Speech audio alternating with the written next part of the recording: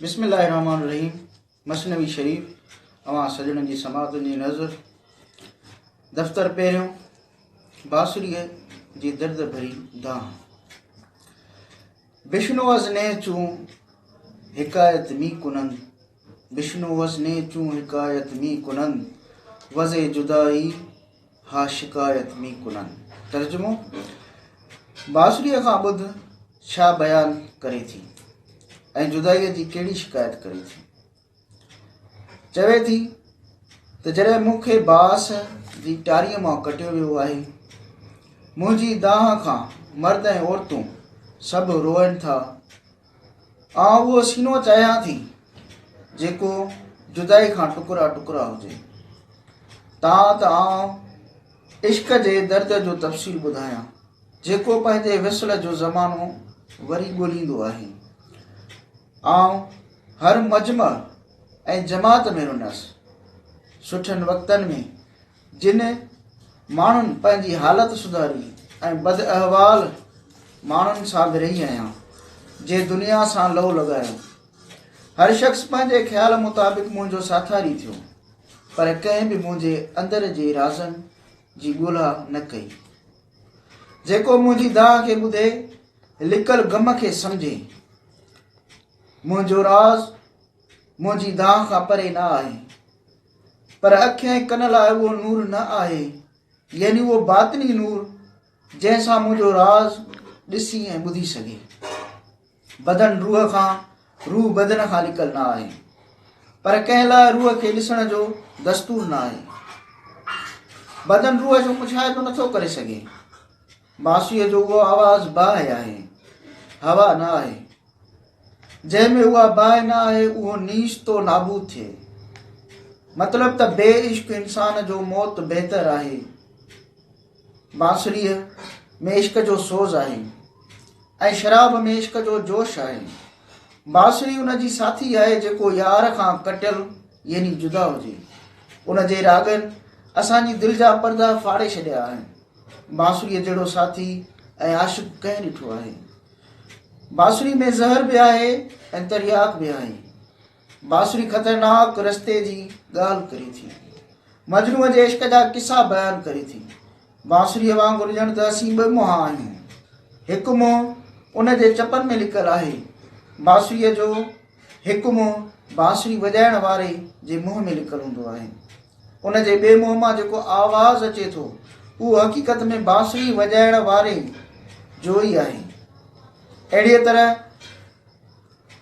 तरह असांजा सभई कम मशीयत एज़दीअ जे करे आहिनि। बांसुरीअ जे ज़ाहिरी सुराख मां जेका दाह ज़ाहिर थी रही आहे उहो उन सुराख जो आवाज़ आहे जेको बांसुरी वॼाइण वारे जे वात में लिकल आहे। उन बांसुरीअ जो आवाज़ उन फूक जे करे आहे। रूह जो गोड़ ऐं शोर उन जी तंबीहनि जे करे आहे। उन होश जो राज़दान बेहोश खां सवाइ कोन आहे। ज़ुबान जो ख़रीदार कन जहिड़ो कोन आहे। बांसुरीअ जो फ़रियाद जो जेकॾहिं को नतीजो न हुजे त बांसुरी दुनिया खे इश्क जी मिठाण सां न भरे हा। फिराक जे ग़म जो ज़मानो बेकार गुज़रे थो ऐं सोज़िश खां सवाइ कुझु हासिल नथो थिए। महबूब जेकॾहिं बाक़ी आहे त फिराक जे ॾींहंनि जी बर्बादी जी का परवाह न आहे। जीअं मछी पाणीअ मां ड्रौ नथी करे, तीअं आशिक़ इश्क जे दरिया मां कॾहिं ड्रौ नथो करे। कामिल आशिक़ जा अहवाल नाक़िस नथो सम्झी सघे। कमाले इश्क जूं ॻाल्हियूं आम माण्हुनि खे ॿुधाइण बेकार आहिनि। शराब में उहो जोश किथे जेको इश्क सादिक में आहे। आसमान जो सैर ऐं गर्दिश मशहूरु आहे, पर आशिक़ सादिक जो सैर उन खां केतिरा दर्जा वधीक आहे। आशिक़ पंहिंजी मंज़िल जी सैर जूं ॻाल्हियूं आम खे ॿुधाए त उहे उन्हनि जा मुतमहल नथा थी सघनि।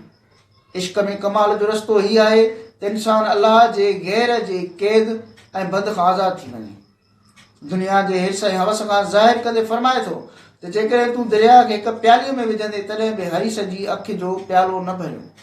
जॾहिं सिप मींहं जो हिकु फुड़ो खणी झटे वात बंदि करे थी तॾहिं उन में मोती भरिजी पियो थो।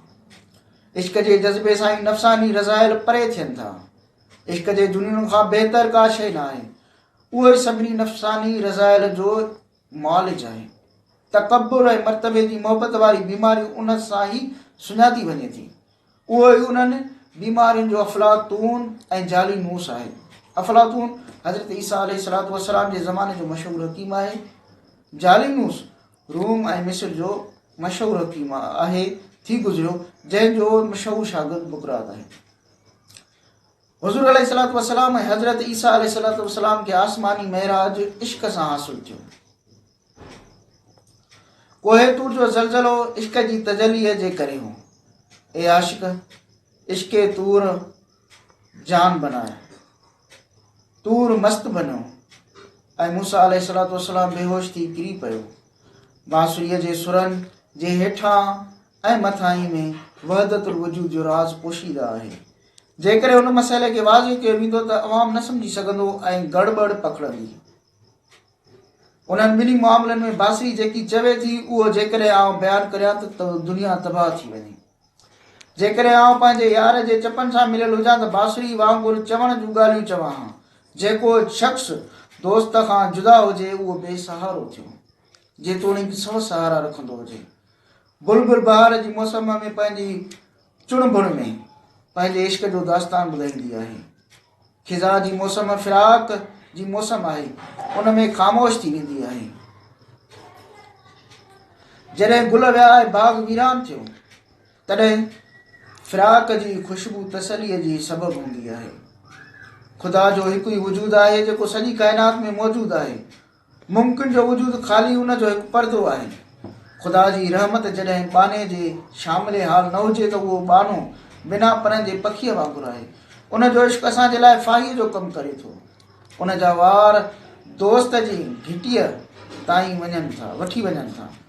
जेसीं ताईं नूर ख़ुदाबंदी शामिल हाल न हुजे इंसान मदहोश आहे।